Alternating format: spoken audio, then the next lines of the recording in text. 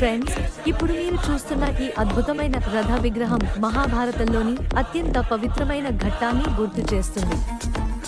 ఈ రథంలో ఉన్నవారు శ్రీకృష్ణుడు మరియు అర్జునుడు. కురుక్షేత్ర యుద్ధ సమయంలో అర్జునుడు అయోమయంలో పడినప్పుడు శ్రీకృష్ణుడు భగవద్గీత ఉపదేశం ఇచ్చాడు. ఈ రథం ధర్మానికి ప్రతీక. రథసారథిగా ఉన్న కృష్ణుడు మన జీవితానికి దారి చూపించే గురువుని సూచిస్తాడు. అర్జునుడు మనలాంటి సాధారణ మనిషిని సూచిస్తాడు. ఈ అద్భుతమైన శిల్పం కళాత్మకంగా ఎంతో గొప్పగా తయారు చేశారు. చక్రం, గుడ్డాలు, రథం మీద ఉన్న డిజైన్ను చూస్తే నిజంగా మహాభారత కాలంలోకి వెళ్ళిన ఫీలింగ్ వస్తుంది. ఇలాంటి భారతీయ సంస్కృతి, ఆధ్యాత్మికతను చూపించే ప్రదేశాలు మన సంప్రదాయాల గొప్పతనాన్ని గుర్తు చేస్తాయి.